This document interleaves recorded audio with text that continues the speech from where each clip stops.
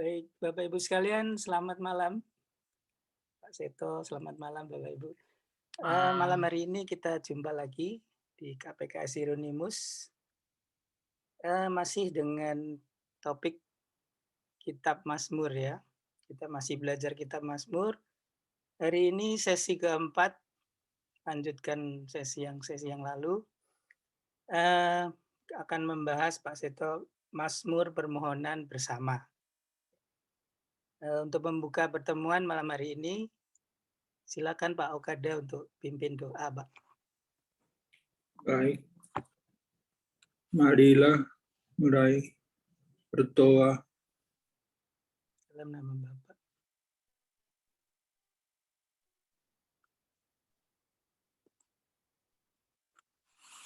Dalam nama Kudus, terima kasih atas kesempatan malam ini yang boleh kami terima untuk belajar Kitab Mazmur Suci, Kitab Mazmur oleh Bapak Seto. Kami mohon kepadamu ya Tuhan, supaya Engkau menerangi akar budi kami agar dapat menerima dengan baik yang dari ini malam ini. Ya Tuhan, bantu dan dampingilah kami dalam perjalanan ini. Santo Yohanes, doakanlah kami dalam nama Bapa, Putra, dan Roh Kudus. Amin. Terima kasih Pak Okada. Baik, Bapak Ibu, mari kita dengarkan pengajaran dari Pak Seto. Silakan, Pak. Oh, Pak Narkovis.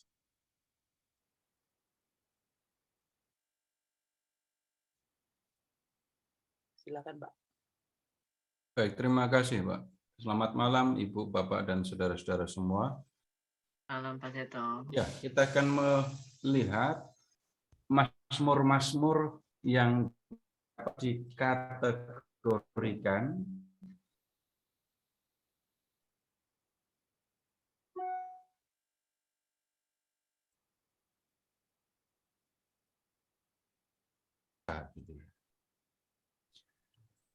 Nah, sebagai ilustrasi dulu, Bapak Ibu silahkan mengingat ketika kita bersama-sama menyampaikan doa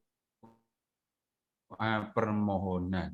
Jadi permohonannya menyangkut kepentingan bersama, menyangkut urusan bersama. Misalnya, ketika satu paroki mau mendirikan gedung gereja, itu kan bisa kan seluruh umat menyampaikan permohonan kepada Allah supaya Allah memudahkan perizinan, pencarian dana, dan seterusnya. Dan kemudian kita juga melihat misalnya 2 tahun ini permohonan yang kita ajukan bersama-sama kepada Tuhan, ini menyangkut soal pandemi, wabah yang telah merenggut banyak nyawa. Nah, kalau kita melihat doa permohonan bersama dengan doa permohonan pribadi, ada persamaan dan ada perbedaan. Kalau doa permohonan pribadi yang diminta itu bisa hal-hal yang diperlukan, tetapi juga bisa hal-hal yang diinginkan. Perlu atau tidak, nggak cukup kadang-kadang. Karena kadang-kadang kita pun minta sesuatu bukan yang kita perlukan, melainkan yang kita inginkan. Tapi Bapak Ibu coba perhatikan kalau mengajukan doa permohonan bersama. Unsur-unsur yang menyangkut keinginan bisa dikatakan sangat kurang. Yang disampaikan sebagai permohonan lebih sering menyangkut hal-hal yang merupakan kebutuhan bersama. Nah, sekarang begini, dari 150 mazmur yang ada dalam kitab Mazmur, itu kalau diperiksa, ada Mazmur yang dilakukan oleh komunitas. Nah, kemudian permohonan yang mereka ajukan itu menyangkut hal-hal yang memang, kemudian hal yang bisa diambil sebagai contoh itu ini yang pertama, perang, dalam situasi perang. Kemudian yang kedua menyangkut soal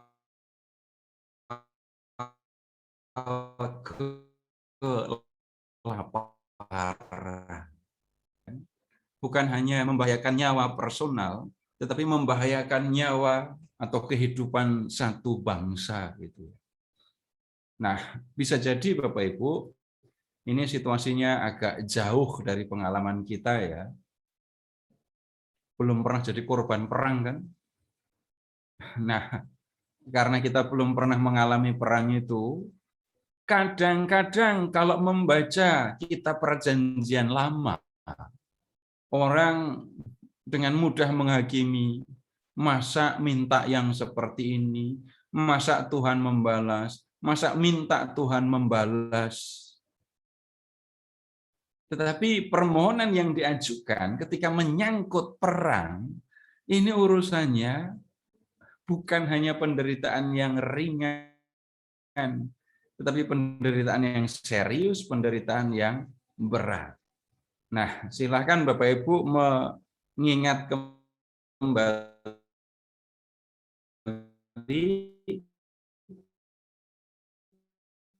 posisi di sebelah barat itu laut, di sebelah timur itu padang gurun. Kemudian ada kerajaan besar di selatan, Mesir, bukan selatan, selatan barat.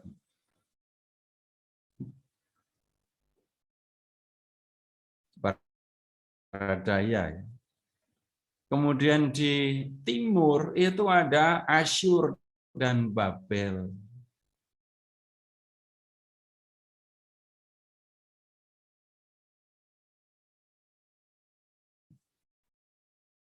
Ya harus memperhatikan posisi Kanaan atau Israel. Asyur kalau mau menguasai Mesir harus bisa menguasai Kanaan. Tapi Mesir supaya bisa bertahan kalau harus berhadapan dengan Asyur atau Babel harus bisa menguasai Kanaan. Israel seringkali terlibat dalam perang yang sebenarnya antara kerajaan-kerajaan besar. Dan bahkan ada seorang raja yang jadi korban. Bapak Ibu silahkan mengingat nama Raja Yosia. Raja ini gugur ketika ya harus menghadapi pasukan Mesir, nggak tanggung-tanggung. Nah, kemudian di sekitar Israel itu sendiri ada banyak kerajaan di sekeliling. Nah, antara satu kerajaan dengan kerajaan lain ada perang, kemudian ada ekspansi, merebut wilayah gitu ya. Nah, kemudian sekarang begini, silahkan mengingat kembali kota-kota di Israel zaman kuno itu dibangun di bukit. Dibangun di bukit, dikelilingi tembok atau benteng yang tinggi tebal. Urusannya ini untuk keperluan pertahanan. Nah, Bapak Ibu yang pernah ke Yerusalem, contoh jelas, silahkan memperhatikan kota Yerusalem yang kota lama ya. Di atas bukit kan, dikelilingi benteng. Nah, ini akan sangat diperlukan untuk keperluan pertahanan. Jadi bangsa atau warga yang tinggal di dalam kota itu bisa bertahan dari serangan musuh karena dilindungi oleh geografi, tempat tinggi, dan benteng. Prajurit yang bertahan di dalam kota itu bisa dengan gampang memanah, melempar tombak, melempar batu kepada prajurit yang datang untuk mendekati benteng. Tapi bangsa yang berniat untuk merebut satu kota enggak kalah taktik. mereka juga bisa mendirikan tembok untuk keperluan pertahanan. Jadi nanti dua pasukan, dua kelompok prajurit itu bisa berperang dari atas dua tembok. Yang satu tembok kota, yang lain adalah tembok yang dibangun untuk keperluan pengepungan itu. Nah, Israel seringkali terlibat dalam perang, tapi lebih sering lagi menjadi korban perang. Samaria dikepung. Kemudian Yerusalem berulang kali mengalami pengepungan. Nah, kalau suatu kota terkepung, maka yang kemudian terjadi adalah penduduk yang tinggal di dalam kota harus memperhatikan stok makanan. Tentu saja airnya juga ya, minuman juga ya. Nabi Yehezkiel misalnya itu menggambarkan begini, kalau satu kota terkepung, maka orang kalau makan itu harus ditimbang. Kalau menurut catatan Yehezkiel, satu hari makannya cuma 2 ons. Gitu. Jadi kota bisa bertahan hanya sejauh bahan makanan masih ada. Nah kemudian kalau sampai makanan sudah habis, apa yang akan terjadi? Bapak Ibu silahkan membuka 2 Raja-Raja bab 18. 2 Raja-Raja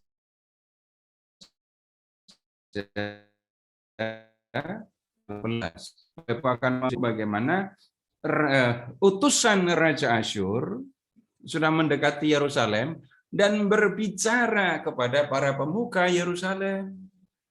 Bahasanya mengejek. Dan bahasa yang digunakan ini tentu saja untuk melemahkan para prajurit ya. Bapak Ibu semua tahu kalau perang itu urusannya bukan hanya dengan senjata, tapi juga ada soal urat syaraf, soal psikologis. Orang bisa dilemahkan mentalnya dalam perang kalau ya mendengar kata-kata yang sifatnya negatif. Nah, Bapak Ibu di bab 18 lihat ayat 26. Lalu berkatalah dan Yoah pada juru minuman agung, ini yang utusan Asyur. Silakan berbicara dalam bahasa Aram kepada hamba-hambamu ini, sebab kami mengerti. Tetapi janganlah berbicara dengan kami dalam bahasa Yehuda, sambil didengar oleh rakyat yang ada di atas tembok. Tetapi juru minuman agung, utusan Raja Asyur itu berkata kepada mereka, adakah tuanku mengutus aku untuk mengucapkan perkataan-perkataan ini hanya kepada tuanmu dan kepadamu saja? Bukankah juga kepada orang-orang yang duduk di atas tembok yang memakan kotorannya dan meminum air kencingnya bersama-sama dengan kamu. Ini kalau orang sudah kehabisan makanan. Sampai bisa terjadi situasi yang seperti ini. Lanjut. Sekarang ke 2 Raja-Raja bab 6. 2 Raja bab 6. Bapak Ibu, kita ketemu ada kasus antara 2 orang perempuan ini. Lihat bab 2 Raja 6 ayat 24. Sesudah itu Ben-Hadad Raja Aram menghimpun seluruh tentaranya lalu maju mengepung Samaria.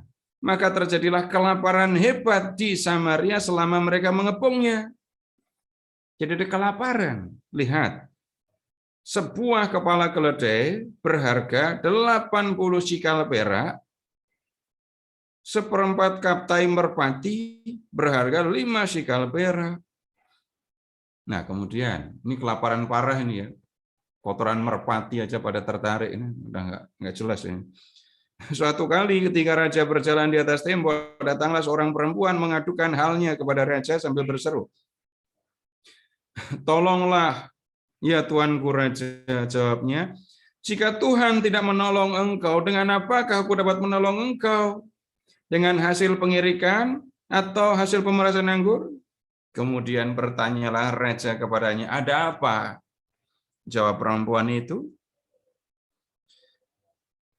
Perempuan ini berkata kepadaku, "Berilah anak-anakmu laki-laki supaya kita makan dia pada hari ini, dan besok kita akan makan anakku laki-laki."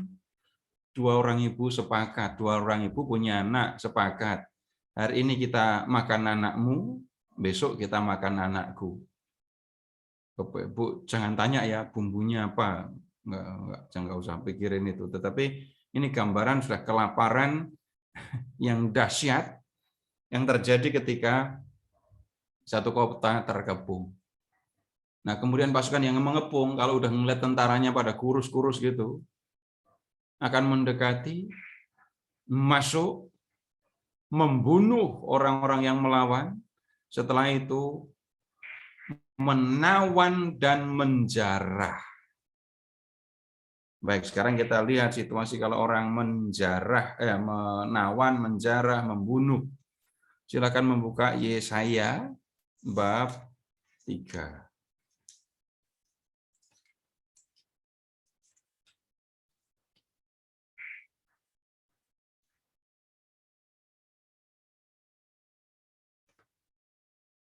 Yesaya bab 3. Ini sebenarnya harus mulai dari ayat 16 ya. Tetapi ini sebagai gambaran akibat dari peperangan, kita lihat ayat 24. Para perempuan, orang perempuan-perempuan Yerusalem yang sebelumnya pada sombong akan menghadapi satu kesulitan. Ayat 24. Maka sebagai ganti rempah-rempah harum akan ada bau busuk. Sebagai ganti ikat pinggang seutas tali. Sebagai ganti selampet rambut, kepala yang gundul. Sebagai ganti pakaian hari raya, sehelai kain kabung. Dan tanda selar sebagai ganti kemolekan. Nah ini, orang-orangmu akan tewas oleh pedang. Para pahlawan-pahlawanmu oleh perang. Pintu-pintu gerbang Sion akan mengadu dan berkabung. Dan kota itu akan seperti perempuan fulus yang duduk di bumi. Pada waktu itu, 7 orang perempuan akan memegang seorang laki-laki serta berkata, "Kami akan menanggung makanan dan pakaian kami sendiri, hanya biarlah namamu diletakkan pada kami, ambillah aib yang ada pada kami." Lihat ke ayat 26. Ini langkah awal, termasuk awal kalau musuh menyerbu. Menghancurkan gerbang dengan membakarnya atau dengan menjebolnya. Sesudah itu, ayat 25. Orang-orang akan mati, dibunuh. Lalu yang masih hidup dipilih yang layak untuk dijual, yang masih ada dagingnya. Mas kan masa kelaparan. Jadi banyak yang sudah nggak punya daging lagi. Yang masih ada dagingnya, kuat, dijual. Nah, kalau memperhatikan ayat 24, ini nasib orang-orang yang dijual. Nggak ada lagi mereka wangi baunya, busuk. Pinggang mereka diikat pakai tali, dirangkai suruh berjalan kaki. Untuk apa? Bisa dijual sebagai budak, bisa diangkut pulang ke negerinya, dijadikan budak juga sih, tapi nggak dijual. Nah, yang diangkut ke pembuangan kayak gitu. Yang dijual sebagai budak juga sama. Yang tidak dijual, yang masih tinggal di dalam kota karena dalam tanda kutip tidak laku dijual, keadaan akan sangat menyedihkan. Jumlah laki-laki akan menjadi jauh lebih sedikit. Akan lebih banyak perempuan. Kalau membaca bab 4 ayat 1 itu bukan berita gembira, itu berita sedih. 7 orang perempuan megang seorang laki-laki, semuanya mau menjadi istri. Yang penting jadi istri, nggak masalah nanti kami cari makan sendiri. Yang penting kami punya suami. Dan itu tidak akan membuat kami malu. Nah, Bapak Ibu, kalau melihat keadaan perang seperti ini kan situasi yang menyedihkan. Yang tidak segera kelihatan di dalam teks, Bapak Ibu. Kalau ada banyak orang mati dibunuh, nggak ada yang nggak sempat mereka menguburkan. Di mana-mana mayat, bau kan? Setelah mayat menjadi bau, yang muncul kemudian penyakit. Kelaparan masih tetap ada karena bahan makanan di dalam kota sudah enggak ada lagi. Sehingga bisa kelaparan. Kalau Bapak Ibu membuka kitab Ratapan, maka Bapak Ibu akan menemukan juga setelah perang selesai, ibu-ibu yang makan, yang masak daging bayinya sendiri itu masih ada. Nah, mengingat peristiwa yang seperti ini Bapak Ibu, maka Bapak Ibu bisa membayangkan kalau mereka berdoa ketika berhadapan dengan perang seperti apa. Enggak ada orang, enggak apa-apa perang, enggak apa-apa musuh membinasakan, membunuh kami. Ya kalau cuma dipenggal, cepat mati, hilang, selesai. Nah kemudian memang ada yang lain banyak urusannya. Dijual jadi budak, enggak dijual tapi dijadikan budak. Kalau namanya orang maju perang, para prajurit itu kan laki-laki semua. Masuk ke dalam kota, sudah menang perang, lihat perempuan. Perempuannya disuruh masak? Enggak lah. Kejahatan perang akan muncul di situ. Nah, ketika orang menyadari ini, enggak mungkin mereka hanya berdoa, ampunilah mereka, karena mereka sudah membinasakan kami. Enggak. Nanti kita akan melihat cerminan situasi perang itu dalam doa mereka. Nah, kemudian Bapak Ibu, soal kedua yang dihadapi oleh orang Israel zaman kuno yang menyangkut kehidupan mereka, itu adalah kelaparan. Kelaparan itu bisa muncul, bisa terjadi karena hama, atau karena hujan tidak turun. Nah, untuk melihat situasi ini, Bapak Ibu silahkan ke kitab Amos. Silakan melihat Amos.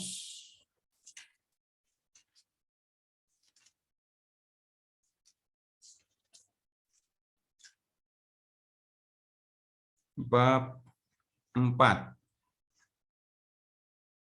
Ya, tanah Kanaan memang berulang kali ya dalam Alkitab menghadapi kelaparan. Bapak Ibu bisa mengingat di zaman paling mencolok ya, zaman Yusuf. Yakub dan anak-anaknya tinggal di Kanaan, Yusuf di Mesir. Nah, di Kanaan terjadi kelaparan yang hebat sehingga anak-anak Yakub itu harus membeli gandum ke Mesir. Atau sebelumnya, waktu terjadi kelaparan di Kanaan, Abraham juga harus mengungsi ke Mesir. Nah, berikutnya gambaran kalau orang kelaparan itu kayak apa? Bapak Ibu bisa mengingat ketika Elia datang ke Sarfat, kemudian ketemu dengan seorang perempuan, seorang janda yang sedang nyari kayu bakar. Nah, Elia minta roti. Minta dibikinin roti oleh perempuan itu. Tapi perempuan itu jawab, kami ini sudah nggak punya bahan makanan. Yang tertinggal pada kami itu hanya segenggam tepung, sedikit minyak. Nah, sekarang saya sedang mencari kayu api. Nanti aku akan pulang, masak gandum jadi roti. kami akan makannya, aku dan anakku akan memakannya. Setelah itu habis makanan, sudah kami hanya menunggu mati. Nah, di kitab Amos bab 4, Bapak Ibu silahkan melihat ayat 6. Sekalipun aku ini telah memberi kepadamu gigi yang tidak disentuh makanan di segala kotamu, dan kekurangan roti di segala tempat kediamanmu, namun kamu tidak berbalik kepadaku. 7. Aku pun telah menahan hujan daripadamu ketika 3 bulan lagi sebelum panen. 3 bulan sebelum panen nggak ada hujan. Wah, ini celaka. Gagal panen pasti. Aku menurunkan hujan ke atas kota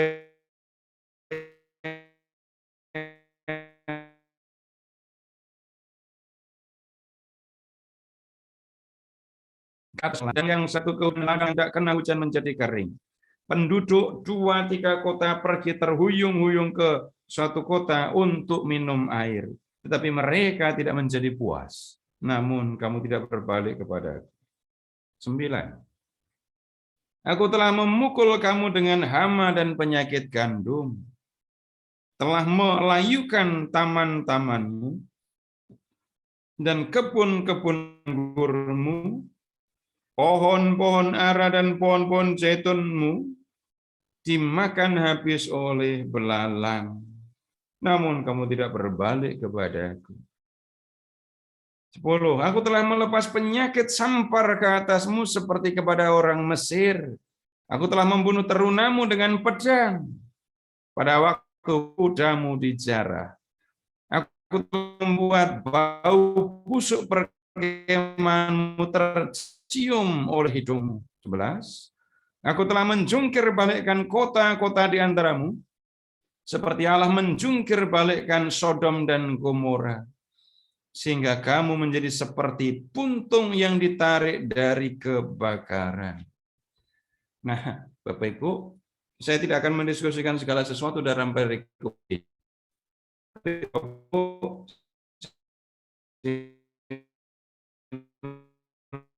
Bahkan lihat ya, nah, udah lama nggak makan, jadi giginya jadi bersih malahan. Nah, ini ngomongin kelaparan. Berikutnya di ayat 7, hujan tidak turun. Atau hujan turun di satu kota, tapi di kota-kota lain hujan nggak turun.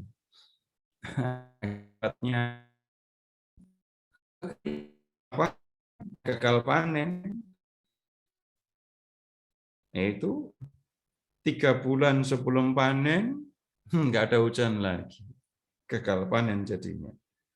Kemudian di ayat 9 kita melihat hama, ya, penyakit tanaman yang melanda gandum, anggur, ara, zaitun, sehingga mereka nggak panen. Ini urusan yang berkaitan dengan kelaparan. Masih ada lagi, kalau membaca ayat 10, ini ada wabah penyakit yang mengakibatkan banyak kematian. Berikutnya, ayat 11.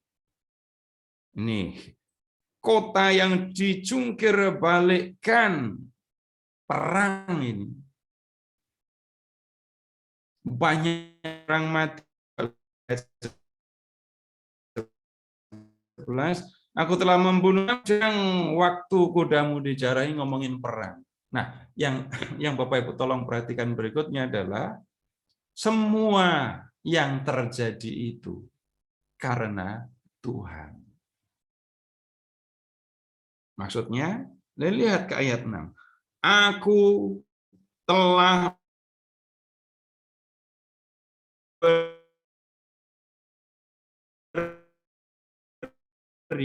aku menangkap hama dan penyakit. Aku telah melepas penyakit sampar. 10 lagi. Aku telah membunuh terunamu. Aku telah membuat bau busuk di perkemahanmu pada mati. Jadi para prajurit mati karena penyakit, ya kemah tentara jadi bau busuk. Aku telah menjungkir balikkan.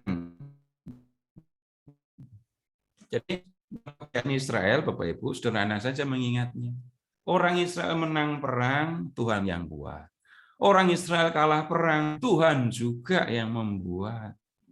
Kemudian kalau ada kelaparan, Tuhan yang mendatangkan kelaparan, membuat gagal panen, tidak menurunkan hujan. Tapi Tuhan juga yang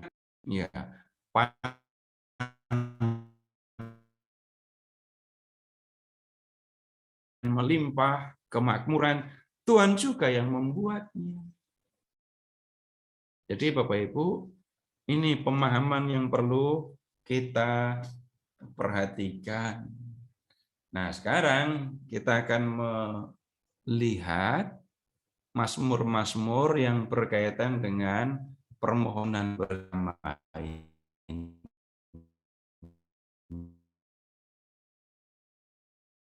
Daftar lengkapnya, kemudian masuk ke teks kitab sucinya, teks Mazmur. Apakah ada yang mau disampaikan lebih dahulu? Silahkan kalau ada.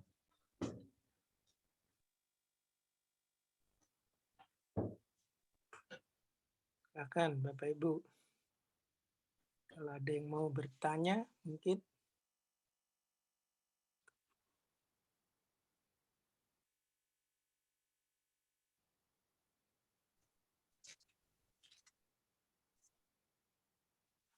Belum ada.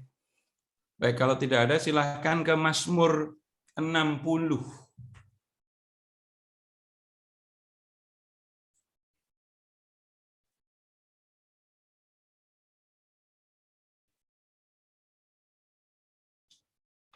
Mazmur 60 ya.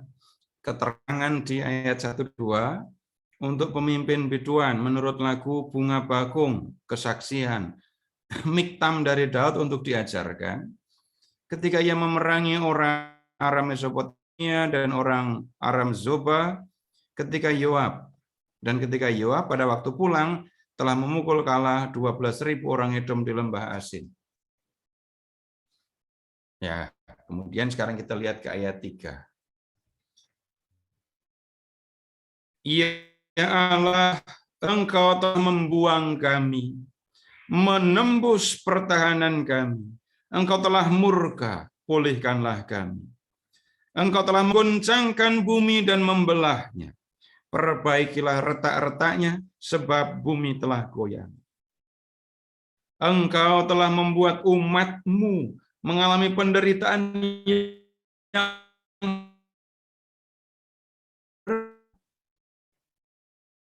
memberi kami minum anggur yang memusingkan. Kepada mereka yang takut kepadamu, telah Kau berikan panci-panci, tanda untuk berlindung terhadap panah, supaya terluput orang-orang yang Kau cintai. Berikanlah keselamatan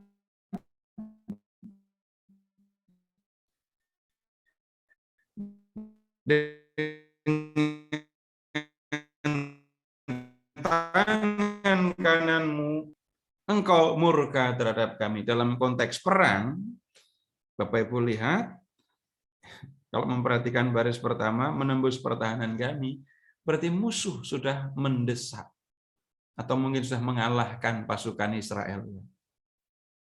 Dan pemazmur melihat, kemenangan musuh ini karena Tuhan yang melakukannya. Tuhan membuat musuh menang atas Israel. Nah, kemudian lihat, kenapa kok Tuhan berlaku seperti itu? Menurut pemazmur itu karena Tuhan sudah murka. Nah, kemudian pemazmur menyampaikan permohonan, pulihkanlah kami. Kemudian kalau memperhatikan ayat 4, enggak usah Bapak Ibu berpikir tentang seluruh bumi. Engkau telah mengguncangkan bumi dan membelahnya, perbaikilah retak-retaknya sebab bumi telah goyang. Enggak usah mikir tentang gempa bumi yang dahsyat, tapi silahkan memikirkan kekalahan perang. Jadi bumi goncang karena musuh datang menyerbu dalam pasukan yang besar itu loh. Engkau telah membuat membuat umatmu mengalami penderitaan berat. Namanya kalah perang, ya penderitaannya berat. Engkau telah memberi minum anggur yang memusingkan. Nggak bisa berdiri tegak lagi mereka. Mereka kalah perang, ya menderita, berdiri tegak aja sudah nggak bisa. Gambarannya seperti orang yang minum anggur yang memusingkan. Nah kemudian berikutnya, kepada mereka yang takut kepadamu telah kau berikan panji-panji untuk tanda untuk berlindung terhadap panah. Jadi Tuhan dipercaya juga memberikan bantuan ya dalam peperangan. Perhatikan ada panji. Panji itu apa sih? Ya bendera tinggi, yang bendera dengan tiang tinggi untuk tanda dalam perang itu. Jadi kalau mau berlindung, nah pergi ke arah sana. Tujuannya untuk apa? Orang-orang yang disayangi oleh Tuhan itu bisa berlindung. Supaya terluput orang-orang yang kau cintai, berikanlah keselamatan dengan tangan kananmu dan jawablah kami. Nah, kalau ini kita menemukan permohonannya kan ya. Supaya orang-orang yang kau cintai, umatmu kalau begitu, terluput dari bahaya kematian akibat perang. Tuhan, berikanlah keselamatan dengan tangan kananmu dan jawablah kami. Kami sudah kalah perang Tuhan, kami sudah terdesak. Tolonglah kami. Nah, begitu maksudnya. Nah, kemudian lihat ke ayat 8. Ada yang aneh ini. Allah telah berfirman di tempat kudusnya, aku hendak beria-ria, aku hendak membagi-bagikan Sikem dan lembah Sukot hendak kuukur. Punyaku Gilead dan punyaku Manasye, Efraim ialah pelindung kepalaku, Yehuda ialah tongkat kerajaanku, Moab ialah tempat pembasuhanku, kepada Edom aku melemparkan kasutku, karena Filistia aku bersorak-sorai. Nah, di sini jadi Tuhan yang bicara. Dan isi pembicaranya adalah kegembiraan. Aku akan bergembira. Kenapa? Kalau diperhatikan selanjutnya, membagi-bagikan Sikem, lembah Sukot kuukur, Gilead, Manasye milikku, Efraim, Yehuda, wilayah kekuasaanku, Moab jadi tempat pembasuhanku. Aku sudah menang perang, wilayah-wilayah yang aku sebut itu sudah ada di bawah kekuasaanku. Nah, Bapak Ibu, ayat 8 sampai dengan 10 ini kita bisa katakan ini jawaban Tuhan atas permohonan yang disampaikan oleh orang Israel karena kalah perang tadi. Nah, kemudian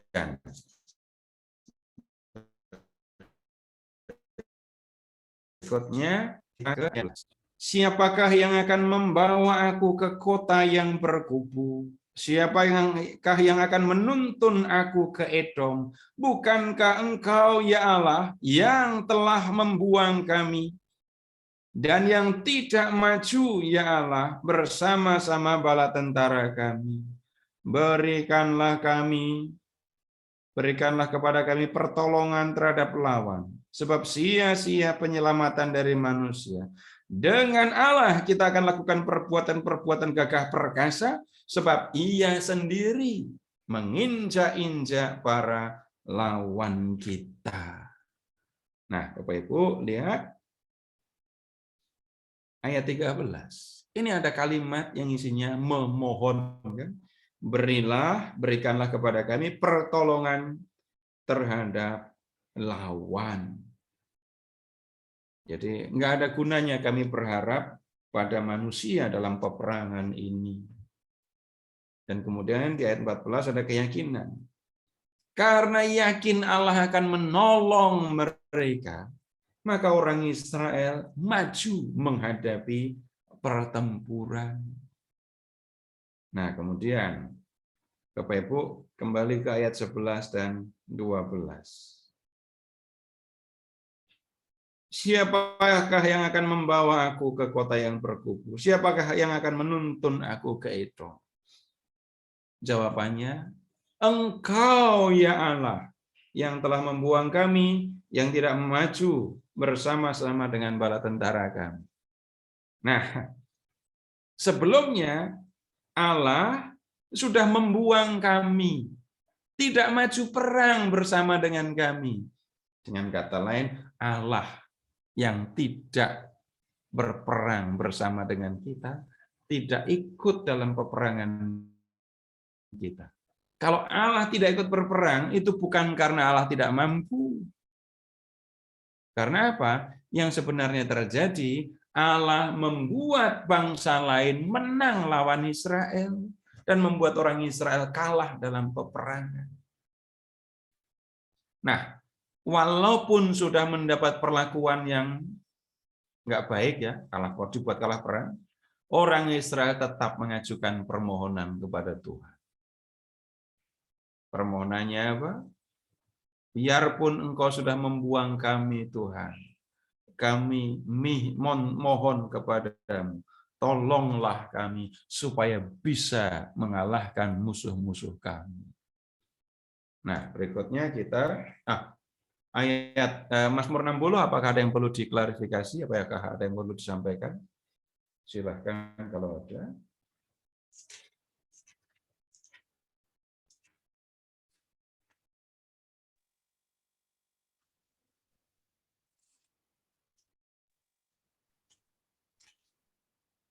Baik, kalau tidak, beralih ke 79.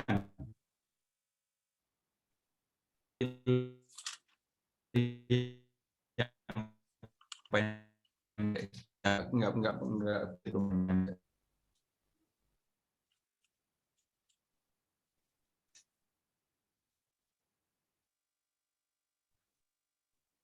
79 ya. Bapak Ibu silahkan lihat dari ayat 1. Ya Allah, bangsa-bangsa lain telah masuk ke dalam milik-Mu, ke tanah milik-Mu, menajiskan bait kudus-Mu, membuat Yerusalem menjadi timbunan puing. Mereka memberikan mayat hamba-hamba-Mu sebagai makanan kepada burung-burung di udara, daging orang-orang yang Kau kasihi kepada binatang-binatang liar di bumi. Mereka menumpahkan darah orang-orang itu seperti air sekeliling Yerusalem dan tidak ada yang menguburkan. Nah, lihat dulu Bapak Ibu ayat 1 sampai dengan 3. Kalau memperhatikan ayat 1 baris kedua. Nah, Bapak Ibu begini membaca baris itu. Ya Allah, bangsa lain telah masuk, masih sejajar dengan atas ya. Ini masih satu baris. Masuk ke dalam tanah milik-Mu. Dari ya Allah sampai tanah milik-Mu itu satu baris. Menajiskan bait kudus-Mu, membuat Yerusalem menjadi timbunan puing, ini juga satu baris. Menjorok ke dalam kan. Nah, kalau memperhatikan ayat 1, khususnya menajiskan bait kudus, membuat Yerusalem jadi timbunan puing, Bapak Ibu bisa melihat, mengingat kembali dalam sejarah kapan ini terjadi. Ya waktu Babel menyerbu Yerusalem itu, khususnya di zaman Raja Zedekia. Ya, pasukan Babel menyerbu, mengepung Yerusalem, kemudian bisa mengalahkan Yerusalem. Setelah Yerusalem dikalahkan, mereka meruntuhkan bait Allah dan bangunan lain di dalam kota. Nah, kemudian di ayat ini pemazmur berbicara, ya Allah, bangsa lain telah melakukan ini dan itu. Nah, setelah Yerusalem dikalahkan, ayat 2, banyak orang mati. Dan dikatakan di ayat 2, mereka memberikan mayat hamba-hamba-Mu sebagai makanan kepada burung di udara, dan daging orang-orang yang kau kasih kepada binatang liar di bumi. Begitu banyak mayat ditinggalkan setelah kota ini dikuasai musuh. Enggak sempat mereka menguburkan. Yang masih tertinggal sudah lemah, lelah, enggak berdaya kalau harus menguburkan begitu banyak mayat. Bagaimana nasib mayat-mayat itu? Jadi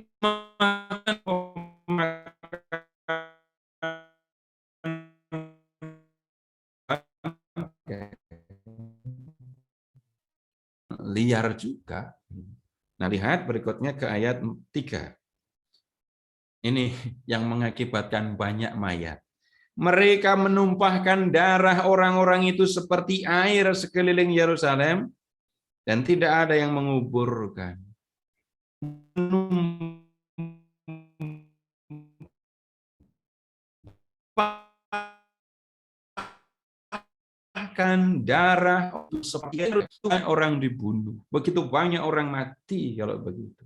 Seolah-olah darah mereka itu tertumpah menggenangi sekitar Yerusalem.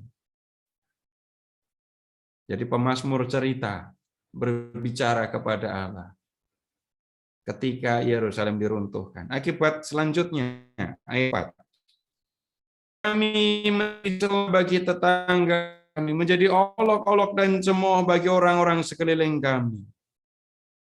Jadi setelah mereka kalah, mereka kan dijarah. Lalu ingat tadi ada orang-orang yang akan ditawan.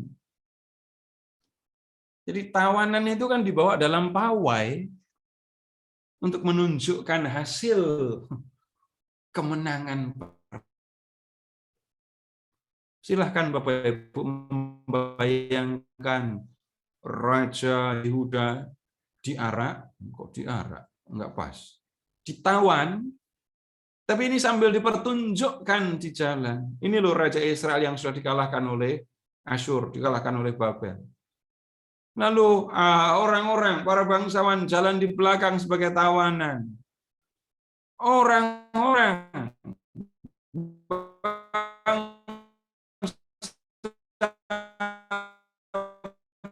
bangsa yang dilewati oleh jalan olok-olok. Jadi penderitaan mereka bukan hanya fisik, tapi juga psikis karena diolok-olok. Nah, lihat sekarang ayat 5. Berapa lama lagi ya Tuhan engkau murka terus-menerus, dan cemburumu berkobar-kobar seperti api. Mereka kalah perang, dijarah, ditawan, ini karena Allah marah terhadap mereka. Allah marah kepada mereka, itu yang mereka pahami. Maka pemazmur bertanya, berapa lama lagi Tuhan kau mau marah? Memang kalau orang marah ada timernya. Coba mau marah berapa lama, saya tungguin gitu. Wow, itu yang marah bisa jadi tambah marah kalau dengar kayak gitu ya. Tapi pemazmur merasa Tuhan sudah marah, menghukum bangsanya, sehingga bangsanya menghadapi penderitaan yang dahsyat. Nah, kemudian lihat ayat 5. Bangsa-bangsa lain sudah mengalahkan, membuat Israel menderita ya. Maka sekarang pemazmur berkata begini, tumpahkanlah amarahmu ke atas bangsa-bangsa yang tidak mengenal engkau, ke atas kerajaan-kerajaan yang tidak menyerukan namamu. Sebab mereka telah memakan habis Yakub, dan tempat kediamannya mereka hancurkan. Ini yang mereka minta. Tuhan, tumpahkan amarah kepada bangsa-bangsa yang tidak mengenal. Sebenarnya dimaksudkan kepada bangsa-bangsa yang sudah mengalahkan kami dan membuat kami menderita. Ya, kenapa engkau harus menumpahkan marahmu kepada bangsa-bangsa itu? Mereka telah memakan habis Yakub. Yakub itu nama sebelum nama Israel ya. Mulanya namanya Yakub tapi kemudian disebut Israel. Jadi layak kalau Tuhan marah kepada mereka, bangsa-bangsa lain itu. Karena apa? Mereka sudah memakan habis Yakub dan sudah memporak-porandakan, menghancurkan tempat kediaman Yakub, tanah Israel. Nah, kemudian tadi pemazmur sudah mengatakan, jangan marah lagi, jangan marah terus Tuhan.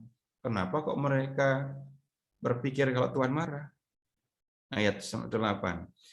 Janganlah memperhitungkan kepada kami kesalahan nenek moyang kami. Kiranya rahmat-Mu segera menyongsong kami, sebab sudah sangat lemah kami. Tolonglah kami ya Tuhan, ya Allah penyelamat kami, demi kemuliaan nama-Mu. Lepaskanlah kami dan ampunilah dosa kami oleh karena nama-Mu. Jadi di sini pemazmur ya melanjutkan pembicaraan untuk menyelamatkan mereka.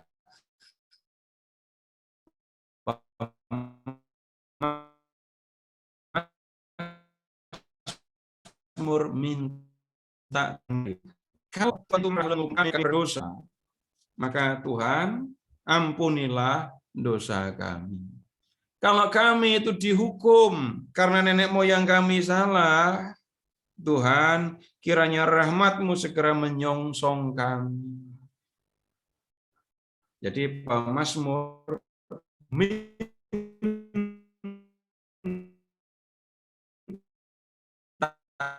ampun kepada Tuhan. Nah, berikutnya Bapak Ibu, pemazmur itu berusaha meyakinkan Tuhan gitu ya. Meyakinkan kalau permohonannya itu penting. Lihat ayat 10. Mengapa bangsa-bangsa lain boleh berkata di mana Allah mereka? Biarlah di hadapan kami bangsa-bangsa lain mengetahui pembalasan atas darah yang tertumpah pada hamba-hamba-Mu. Biarlah sampai ke hadapan-Mu keluhan orang tahanan sesuai dengan kebesaran lengan-Mu. Biarkanlah hidup orang-orang yang ditentukan mati. Biarlah hidup orang-orang yang ditentukan untuk mati dibunuh. Jadi lihat Bapak Ibu, Tuhan perhatikan ya. Kalau kita kalah perang, kalau kami kalah perang, orang lain itu pada ngejek kami. Memangnya Allah mereka ada di mana? Mengapa Allah mereka tidak menolong mereka? Ya. Dan Tuhan, tolong biarkan hidup orang-orang yang kemungkinan harus mati karena perang ini. Nah, kemudian lihat ke ayat 10, kalimat ini. Biarlah di hadapan kami bangsa-bangsa lain mengetahui pembalasan yang tertumpah atas darah yang tertumpah dari hamba-Mu. Ini secara sederhana sebenarnya pemazmur minta supaya Tuhan membalas loh ya. Tuhan, bangsa-bangsa lain sudah membuat kami menderita. Banyak itu mati, darahnya tertumpah. Tapi Tuhan tolong balas ya kejahatan yang dilakukan oleh bangsa-bangsa itu terhadap kami. Nah, kemudian 12. Dan balikkanlah ke tangan pangkuan tetangga kami 7 kali lipat cela yang telah didatangkan kepadamu ya Tuhan. Ingat ketika mereka dibawa sebagai tawanan, bangsa-bangsa tetangga mereka ngejek, mencela, dan pemazmur minta, Tuhan, balas orang-orang yang sudah mengejek kami itu 7 kali lipat. Balas 7 kali lipat. Jangan cuma 1, 7 kali lipat. Nah, itu permohonan kami ayat 13. Maka kami ini umat-Mu dan kawanan domba gembalaanmu akan bersyukur kepadamu untuk selama-lamanya dan akan memberitakan puji-pujian untukmu turun-temurun. Kalau Tuhan memberikan kemenangan kepada kami, maka kami akan bersyukur dan kami akan memberitakan kebaikan yang sudah kau tunjukkan kepada kami. Nah, Bapak Ibu, ini Mazmur 79. Mazmur yang kita lihat muncul di zaman sesudah pembuangan ini ya. Bait suci hancur, Yerusalem hancur. Dan mereka minta supaya Tuhan membalas kejahatan bangsa-bangsa yang sudah mengalahkan mereka itu. Baik, untuk Mazmur 79 apakah ada yang mau disampaikan?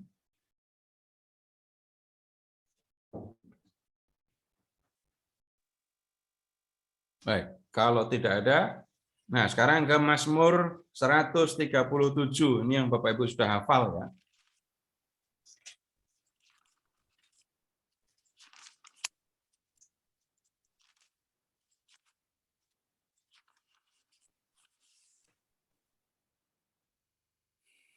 Bapak Ibu silakan mengingat bangsa-bangsa sekitar yang mencela Israel, mencela Yehuda ketika mereka dikalahkan ya.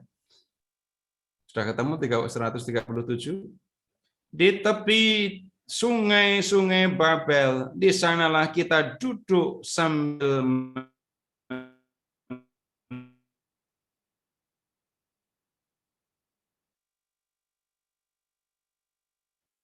kecapi kita. Sebab di sanalah orang-orang yang menawan kita, meminta kepada kita memperdengarkan nyanyian, dan orang-orang yang menyiksa kita meminta nyanyian sukacita. Nyanyikanlah bagi kami nyanyian Sion. Bagaimanakah kita menyanyikan nyanyian Tuhan di negeri? Jika aku melupakan engkau, hai Yerusalem, biarlah menjadi kering tangan kananku. Biarlah lidahku melekat pada langit-langitku, jika aku tidak mengingat engkau, jika aku tidak jadikan Yerusalem puncak sukacitaku.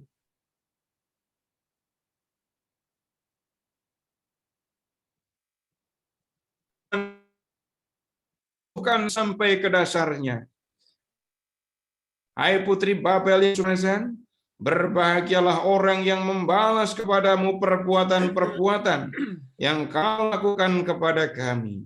Berbahagialah orang yang menangkap dan memecahkan anak-anakmu pada bukit batu. Kalau hanya memperhatikan ayat 9, Bapak Ibu bisa ambil simpulan kejam Mazmur ini, keras. Lebih parah lagi mengatakan nggak pantas.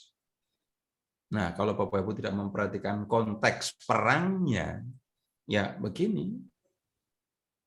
Maksudnya, ya memandang ini Mazmurnya nggak cocok. Ini. Kejam, keras. Tapi begitu mengingat kejahatan perang, Bapak Ibu akan lebih bisa memahami. Nah, sekarang lihat ke ayat 1.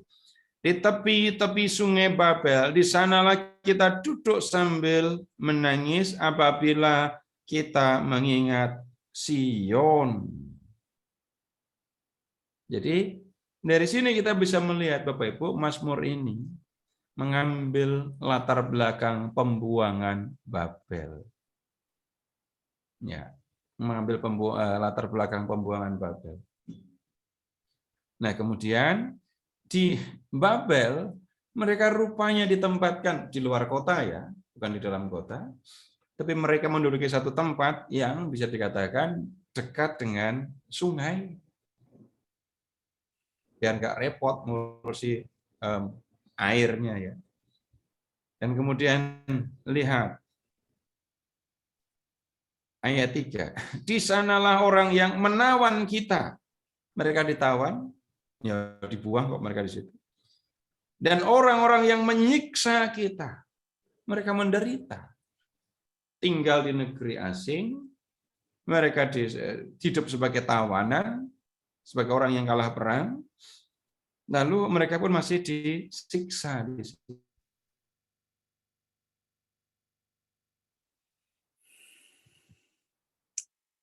Dan kemudian request lagu coba. Dan request lagunya bagaimana?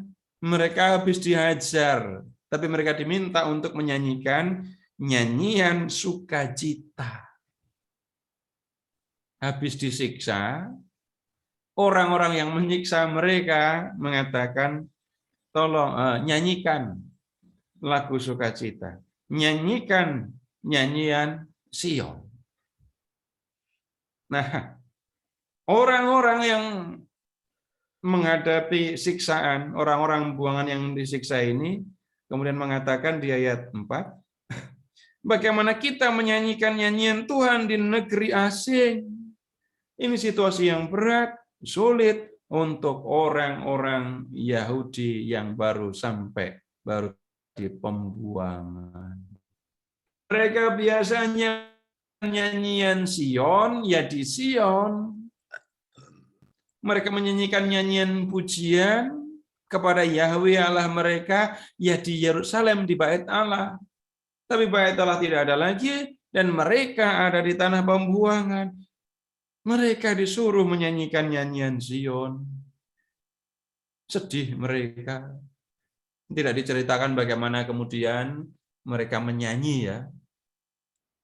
Tapi kita lanjut. Ayat 5 dan 6. Kita menemukan macam sumpah gitu ya. Sumpah yang mengatakan kami tidak akan pernah melupakan Yerusalem. Mereka diikut ke pembuangan, mereka di Babel, Irak, mereka tinggal negeri mereka. Mereka memang tidak bisa menyanyikan nyanyian di Sion seperti waktu mereka masih tinggal di negeri mereka ya. Tetapi mereka masih mengatakan, kami akan ingat Sion. Kami tidak akan pernah melupakan Yerusalem. Dan Yerusalem akan tetap menjadi pusat kegembiraan kami. Nanti kalau kita membaca Mazmur-Mazmur ziarah, Bapak Ibu kita akan menemukan bagaimana Yerusalem, bait Allah itu menjadi ya sumber kegembiraan bagi orang-orang Israel begitu. Nah, kemudian Bapak Ibu, rupanya mereka ini ingat. Mereka yang sudah diangkut ke pembuangan itu ingat ketika mereka dikalahkan oleh Babel. Mereka diangkut ke pembuangan, ada yang menyaksikan. Edom, bangsa tetangga mereka, itu melihat bagaimana musuh menyerbu Yerusalem.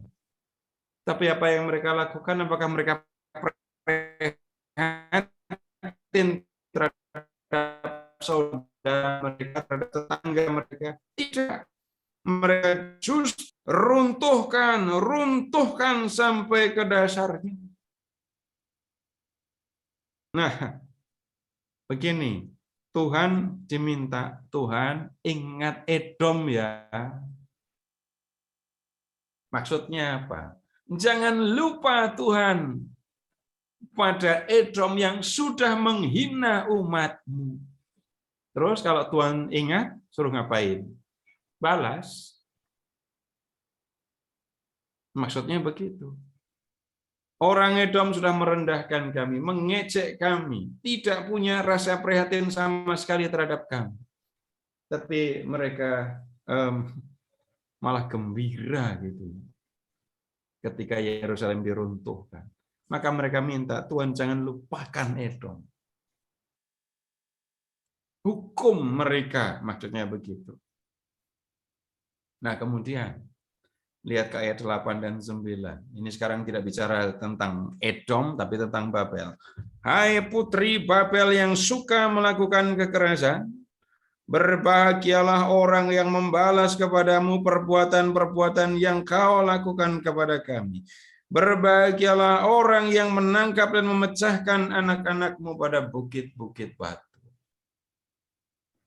Ini tidak langsung bicara kepada Tuhan ya, tapi ini pengharapan orang-orang yang dibuang ke Babel setelah mereka kalah perang itu.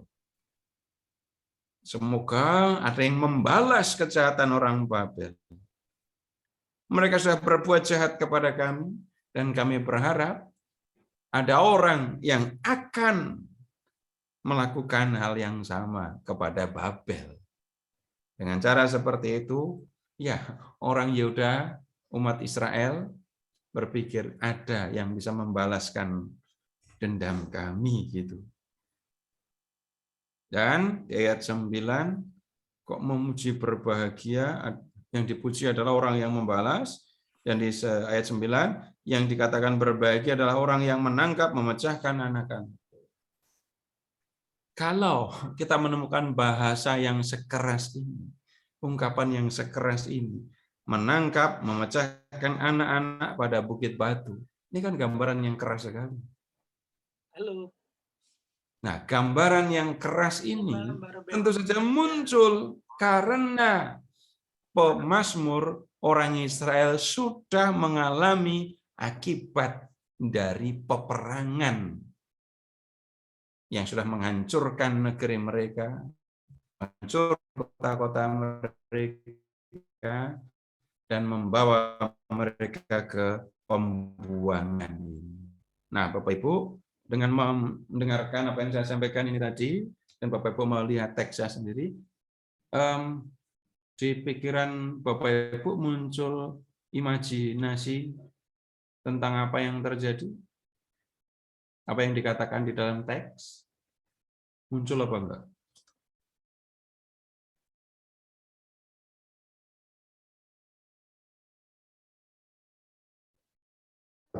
Enggak ada yang mau jawab?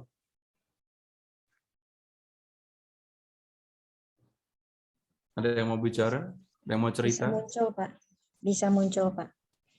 Ibu minta tolong Ibu cerita, Bu, yang kalau mau minta tolong cerita yang muncul di imajinasi Ibu bagaimana? Ya.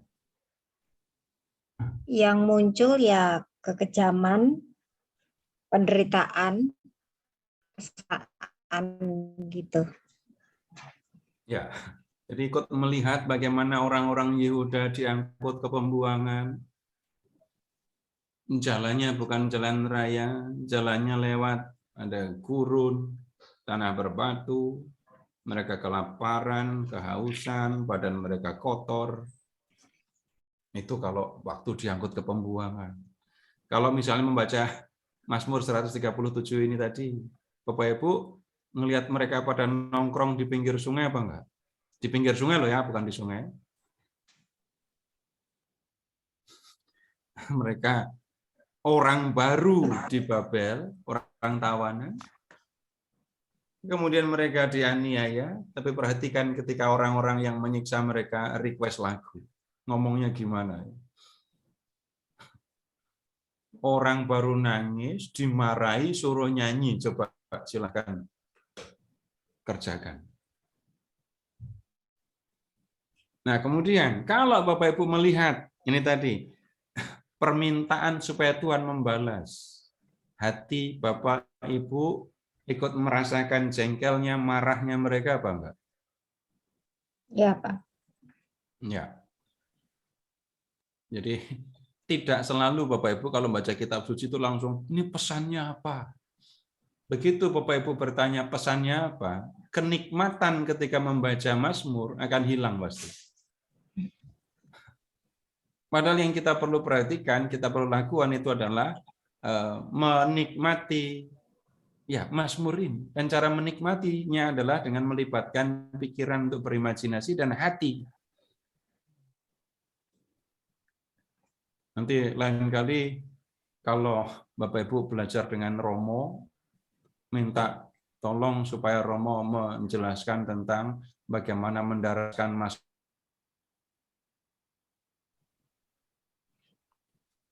Bapak Ibu tidak akan ketemu setiap Mazmur itu pesannya apa, enggak. Mereka di ibadat harian di gereja Katolik tidak akan ketemu pesannya apa, enggak. Mendaraskan, menikmati, itu yang dilakukan. Baik, ada yang mau disampaikan, ada yang mau ditanyakan, atau ada yang mau dipikirkan ketika membaca Mazmur ini tadi? Silahkan. Pak mau tanya sedikit, Pak. Ya. Kalau yang minggu sebelumnya kan Mazmur permohonan pribadi itu strukturnya bisa kelihatan ya, Pak ya. Mulai dari seruan permohonan, alasan, kemudian janji bila terkabul.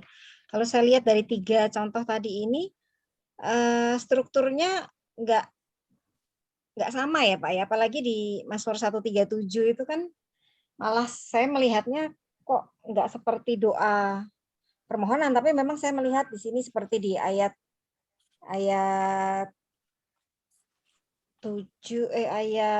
4 sama ayat 7 itu kelihatan. Ingatlah ya Tuhan, bagaimana kita menyanyikan nyanyian Tuhan di negeri asing, seperti itu. Tapi strukturnya memang nggak seperti yang Mazmur permohonan pribadi itu ya, Pak ya. Ibu kalau sedang jengkel, mikir struktur enggak, Bu? Enggak sih. Kalau mau marah, Enggak. kalau mau marah, pakai urutan apa enggak? Disapa dulu yang mau dimarahi. Oh iya. Oke.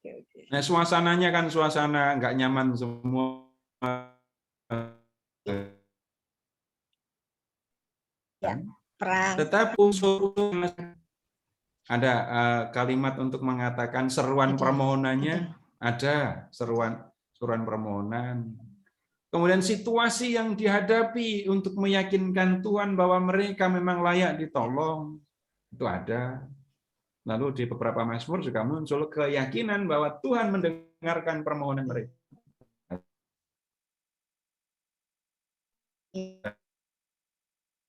Dan juga permohonan ada di sini, ada lagi di ayat yang lain lagi. Ya. Jadi Bapak Ibu malah bisa melihat ya itu situasi kalau sedang nggak nyaman. Yang kalau Bapak Ibu mengamati yang 137 itu kita tidak ketemu permohonan langsung kalau di bagian akhir ya.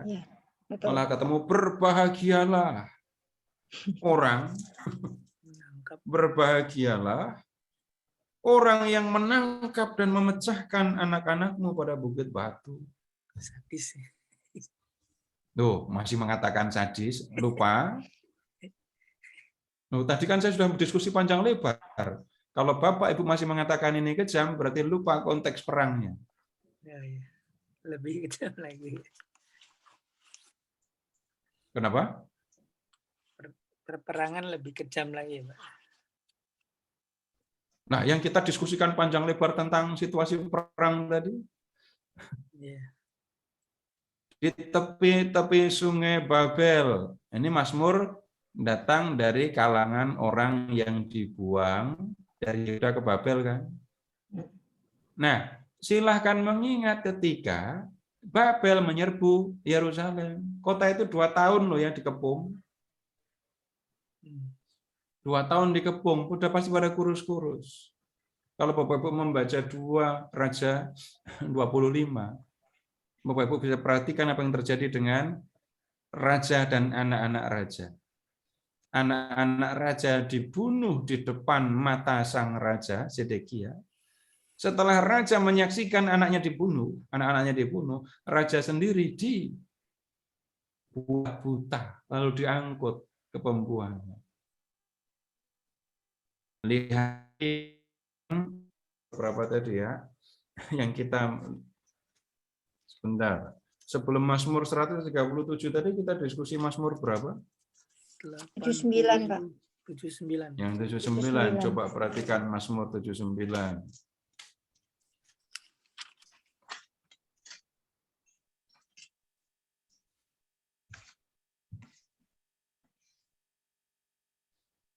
Ya Allah, bangsa-bangsa lain telah masuk ke dalam tanah milik-Mu, menajiskan bait kudus-Mu. Dan ini bicara tentang serbuan Babel ke Yerusalem kan.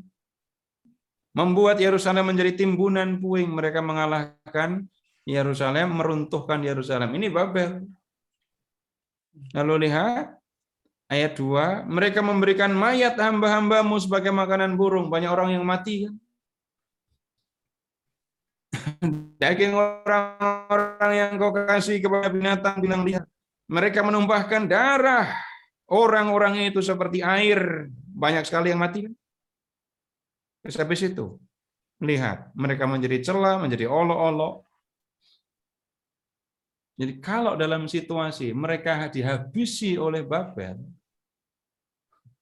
ya mereka berharap bagilah orang yang menangkap dan memecahkan anak bukit baru. Nah, dengan begini kita harus membacanya.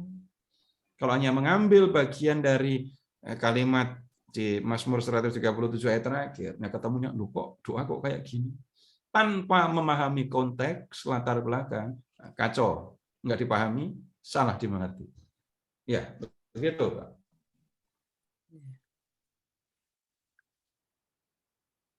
Pak Seto, kalau yang ayat 5 itu, Pak. Yang ayat 5, Pak. Biarlah menjadi kering tangan kananku, itu maksudnya apa ya, Pak? Stroke. Biarlah tangan kananku nggak bisa digerakkan. Kering. Nah,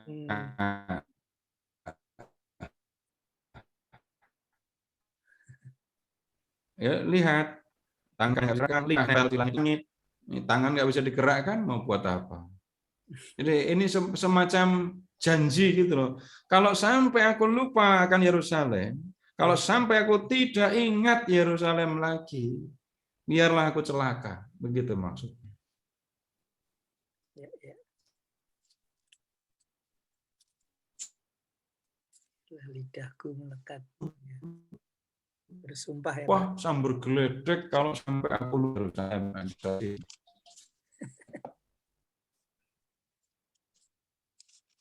Oke, Pak. Mas Seto tanya, Pak. Ya, silahkan, Pak.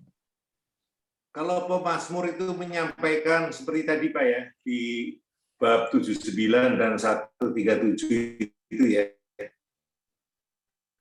itu sebenarnya umat Islam langsung mendengarkan instan atau itu sudah ditulis berselang beberapa saat kemudian, beratus-ratus kemudian? Karena kan kitab suci sendiri disusun rapi kembali setelah pembuangan gitu. Jadi kalau misalkan Babel menyerbu, pemazmur menyampaikan, itu tidak langsung seketika diterima oleh umat yang ada ya sebenarnya.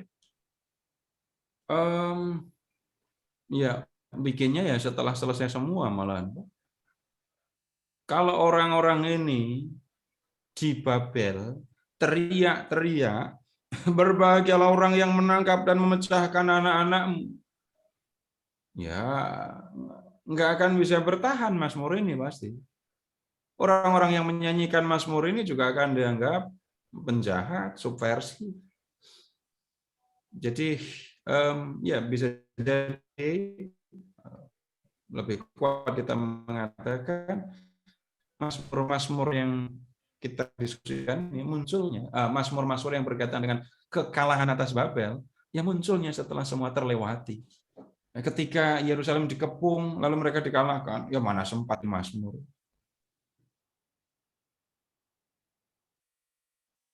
Jadi begini, Bapak Ibu, mungkin di antara kita sekarang kurang memperhatikan ya. Bapak Ibu pernah mengenang peristiwa sendiri, lalu senyum-senyum sendiri mengenang masa lalu gitu enggak? Ya, sering. Nah, kalau sudah senyum-senyum sendiri mengenang masa lalu, pernah nggak sampai kepada level naik menyebut Tuhan?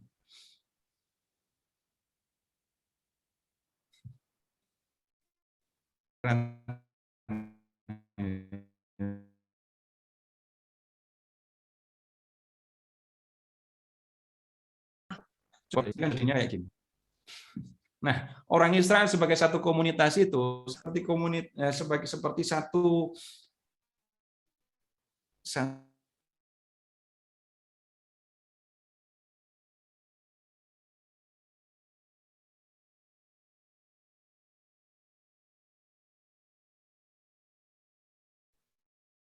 atau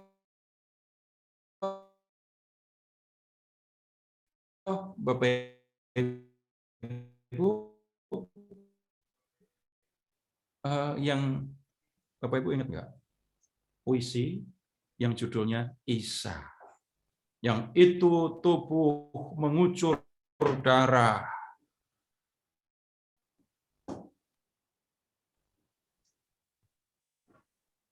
Belum pernah baca itu ya? Rendra. Rendra bukan, Pak? Ya, Rendra. Rendra. Nah, kalau sampai Rendra bisa buat puisi seperti itu, Bapak Ibu bisa membayangkan prosesnya kan? Rendra ngapain kok bisa bikin puisi itu? Yang merenungkan kembali, memandang kembali peristiwa salib. Kalau tidak, ya nggak akan bisa. Nah, para pemazmur, Bapak Ibu silahkan membayangkan, pemazmur itu menengok kembali peristiwa masa lampau dan kemudian menuliskannya. Karena yang merenungkan dan menuliskan itu penyair, maka ketemunya puisi. Nah, begitu saja.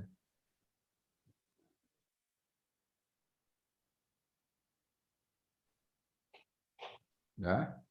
Ada lagi, silahkan kalau ada. Puisinya Khairil Anwar, Pak Seto. Khairil Salah Anwar. saya ya? Iya. Salah saya ya. Jadi Khairil Anwar, malah Khairil Anwar. Rendra yang pernah Katolik malah nggak bikin.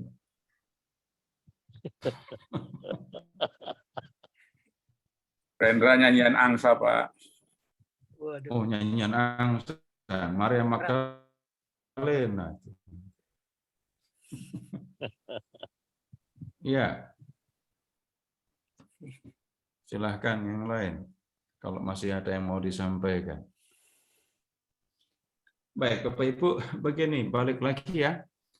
Ketika kita membaca Mazmur-Mazmur ini kok ada nada marah, ada sedih gitu ya. Lalu bisa jadi ketika kita sedang membacanya, kita sendiri perasaan kita agak berbeda. Beda dengan perasaan yang ada terungkap dalam pemazmur. Ingat kembali ketika Bapak Ibu sedang senang disuruh nyanyi lagu sedih. Pada nyanyi ditepukin lagi. Pada tepuk tangan lagi. Atau nyanyi sampai nangis kok malah pada tepuk tangan. Sedang senang disuruh nyanyi lagu sedih. Nah, yang Bapak Ibu lakukan apa? Memperhatikan syair, lalu Bapak Ibu yang masuk ke dalam suasana atau dunia yang disampaikan di dalam lagu itu. Ketika membaca Mazmur, Bapak Ibu juga melakukan yang sama. Dan kemudian yang berikutnya, Bapak Ibu silahkan mengamati, memperhatikan, kalau ketika mau belajar, relasi orang Israel dengan Tuhan. Yaitu terus yang akan kita lihat. Amati ya, misalnya kalah perang, berdosa, minta ampun. Tuhan yang membuat mereka menang perang, Tuhan juga yang membuat mereka kalah perang. Tuhan yang mendatangkan kelimpahan, Tuhan juga yang memberikan mereka kelimpahan atau kelaparan. Jadi yang Bapak Ibu juga bisa amati itu adalah justru kedekatan Israel, kedekatan pemazmur dengan Tuhannya ini. Dan kemudian dari situ Bapak Ibu juga bisa menemukan gambaran tentang Allah. Kalau ada orang berdosa, orang jahat, itu dihukum, apakah yang menghukum itu dibilang kejam?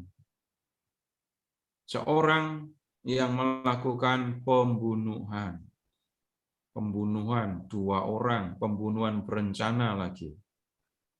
Kemudian oleh hakim dijatuhi hukuman seumur hidup. Bapak tidak akan mengatakan hakim itu kejam kan? Ya enggak lah. Orang bisa hukuman mati. Enggak, pembunuhan 1 orang bisa 20 tahun. Nah, kemudian kalau kita menemukan Allah yang menghukum, bisa jadi urusan kita bukan Allah itu kejam, tapi Allah itu adil, dia tidak berkenan pada dosa kejahatan. Kemudian kita menemukan ungkapan-ungkapan, kok orang ini minta supaya Tuhan membalas. Kita bisa melihatnya dari sisi yang sangat positif. Ya. Tuhan, berlakulah adil. Orang-orang itu sudah melakukan yang jahat kepada kami. Tunjukkan keadilan. Engkau tidak mungkin membiarkan orang yang sudah melakukan kejahatan ini melenggang berlalu begitu saja. Jadi di balik ungkapan yang tampak, permohonan yang kejam gitu, Bapak Ibu amati, selalu ada sesuatu di belakangnya.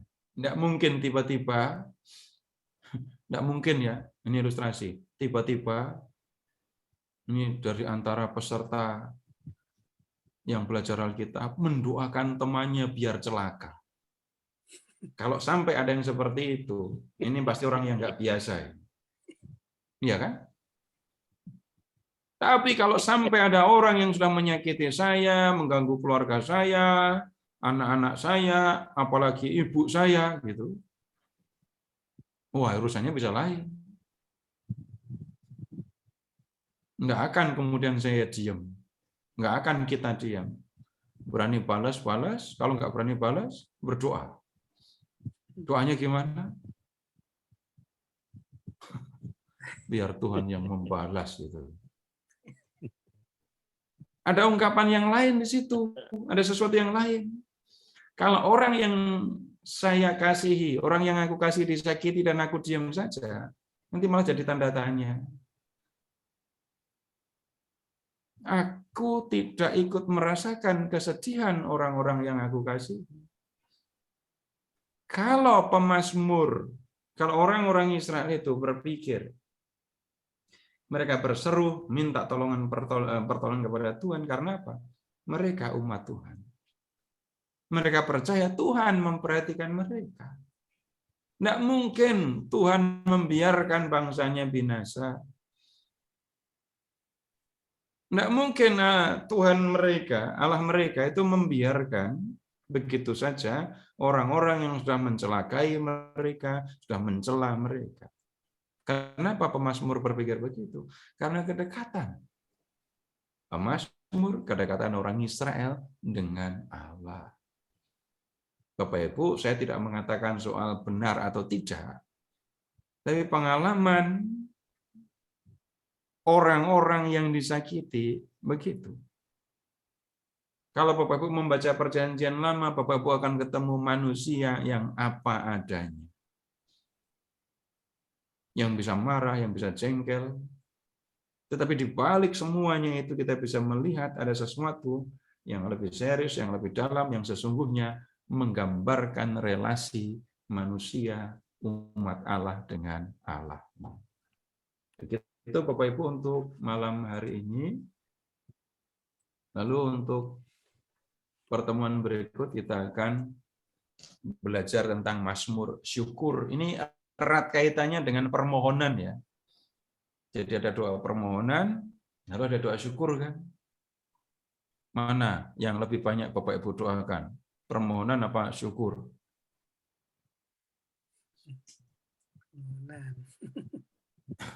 Ada novena 9 kali. Itu 9 kali permohonan kan? Bapak Ibu belum pernah rally syukuran gitu kan. Syukuran 9 kali belum pernah tuh.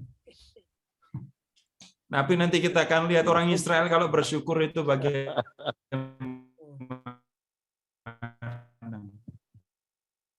Gitu ya. Terima kasih. Selamat malam. Baik Pak Seto, terima kasih banyak pencerahannya malam hari ini. Bapak Ibu, saya tadi ada share di WA untuk kegiatan sinode ya. Jadi dibaca-baca aja dulu. Nanti kalau misalnya sempat kita bisa bahas tema-tema yang ada di sinode juga. Nanti bisa ambil waktu sedikit ya Pak Seto. Untuk membahas, karena ada empat tema ini. Baik, kita tutup pertemuan malam hari ini dengan doa. Silakan Pak Okada, tutup dengan doa Pak. Baik. Kami berdoa dalam nama Bapa, Putra, dan Roh Kudus. Amin. Terima kasih Roh Kudus telah mendampingi kami selama belajar. Semoga apa yang kami belajar malam ini mengenai kitab Mazmur oleh Bapak Seto mengadakan kebijaksanaan dalam pengetahuan yang benar.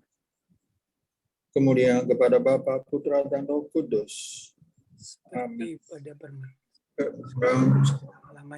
Seperti berperang selalu sepanjang negara abad. Amin. Amin. Dalam nama Bapa, Putra, dan Roh Kudus. Amin. Amin. Terima kasih Pak Okada. Terima kasih Pak Okada. Terima kasih. Terima kasih Pak Terima Seto. kasih. Bapak Ibu semua. Terima kasih Pak Seto. Terima kasih Terima buat kasih Pak semuanya. Sunarto. Selamat malam, selamat istirahat. Ya, pamit ya. Sampai minggu depan. Terima kasih. Selamat malam. Malam. Ya, terima kasih sama-sama Bu. Terima kasih Pak Narto. Semuanya terima kasih. Terima kasih semuanya. Sekarang ini. Di padang yang berumput hijau, Dia membimbingku ke air yang tenang, Dia menyegarkan jiwaku, Dia menuntunku ke jalan yang benar, oleh karena namanya. Sekalipun aku berjalan dalam lembah kekelaman,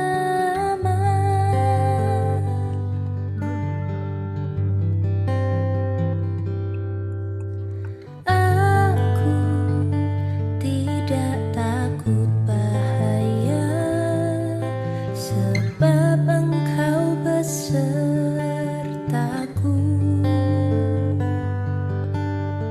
Gadamu dan tongkatmu, itulah yang menghibur aku.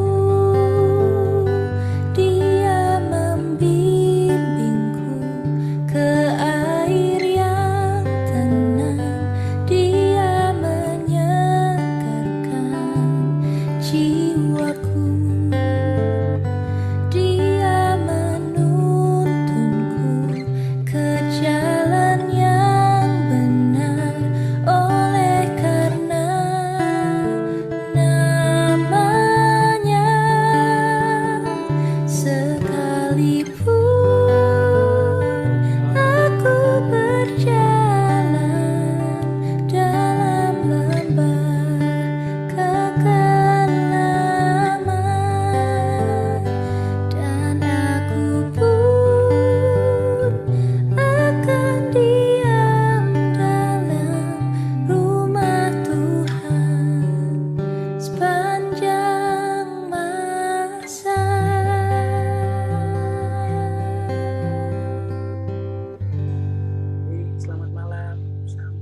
depan. Terima kasih. Terima kasih Pak Sunarto. Malam. Malam.